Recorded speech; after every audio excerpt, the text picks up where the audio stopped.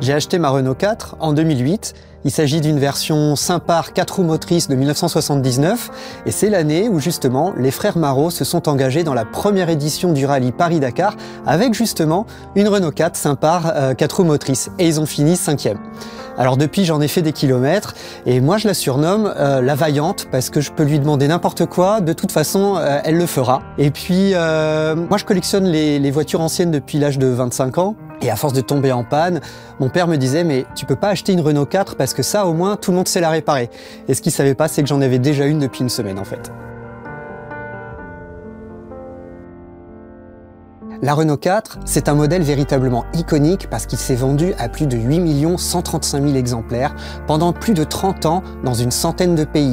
Donc, c'est un véhicule qui a marqué des générations d'automobilistes et aujourd'hui, il y a encore de nombreux jeunes qui ont comme première voiture une Renault 4 ou par exemple qui s'engagent au rallye du 4L Trophy.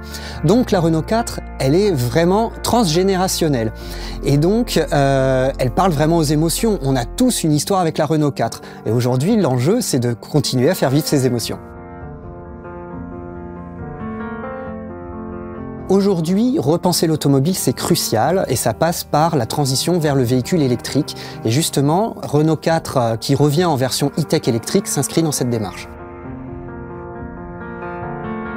J'ai accueilli la Renault 4 comme une bonne nouvelle. On la reconnaît immédiatement, ne serait-ce que la face avant, ou bien encore sa silhouette avec cette forme spécifique des portières arrière qui viennent dessiner la forme des troisièmes vitres latérales. La Renault 4 a une vraie personnalité et aujourd'hui, elle vient réécrire une histoire dans le paysage automobile et dans l'histoire de l'automobile.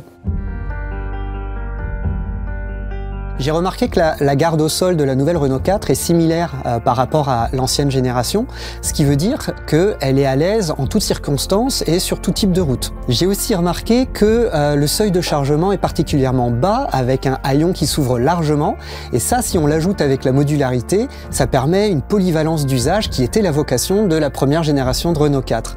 Et alors aussi en clin d'œil, c'est la position du levier de vitesse sur le tableau de bord qui rappelle celui de la R4 historique, c'est juste que le geste est un petit peu différent, mais en beaucoup plus agréable.